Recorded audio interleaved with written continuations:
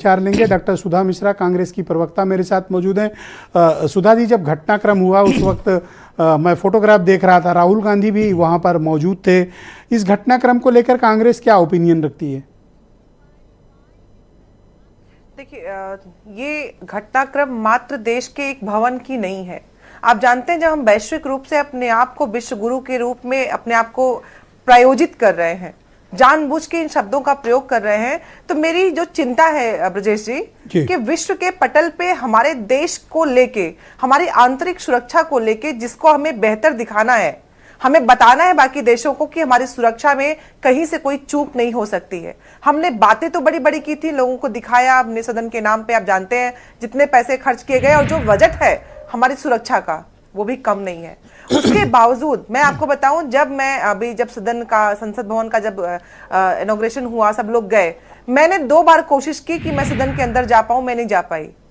एक पार्टी का प्रवक्ता होने के बाद अगर हम उसमें एंट्री नहीं पा रहे हैं, पत्रकारों को तो जाने की मनाही है, ये आप जानते हैं, सब जानते हैं। इस तरह की घटना की इतने स्तरों को पार करके अगर कोई व्यक्ति पहुंच जा रहा है, और वो कोई भी हो, आखिर कैसे वहां तक ये चीजें हुई, ये प्रश्न बहुत बड़ा है, अपने देश के लोगों को चिंतित करने वाला।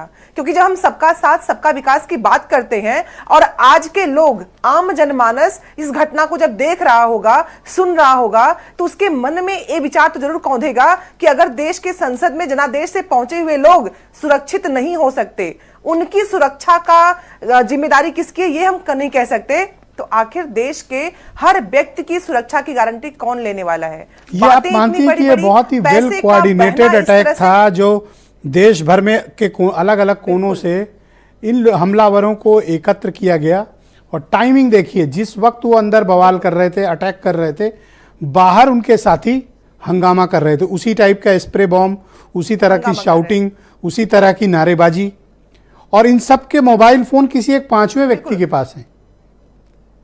उनको पहुंचाया कैसे गया, ये बड़ा अचरज का विषय है।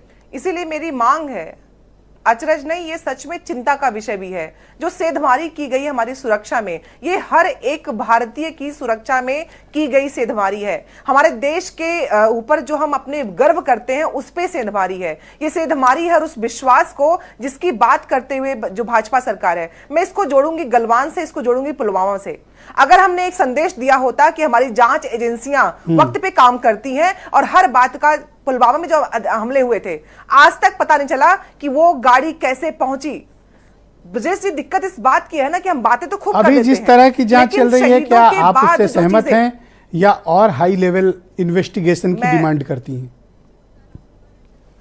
मैं और हाई लेवल की, क्योंकि जो चीजें हो गई, इतनी सुरक्षा होने के बाद ये चीजें हो गई हैं, इसका मतलब हमें और अलर्ट होने की जरूरत है। कहीं ना कहीं कोई ऐसा है जो जानबूझ के अपने देश के अस्तित्व पे, देश की सुरक्षा पे जानबूझ के दिखाना चाहता है कि हम कमजोर हैं। तो ऐसे लोगों से अलर्ट होने की जरूरत है। साथ ही साथ देश के संसद में बैठे हुए हमारे द्वारा चुने गए लोग, अगर उनकी सुरक्षा का हम नहीं, आप चाहती हैं कि बीजेपी के एमपी से भी पूछताछ हो, जिन्होंने इनको पास देकर फैसिलिटेट कराया?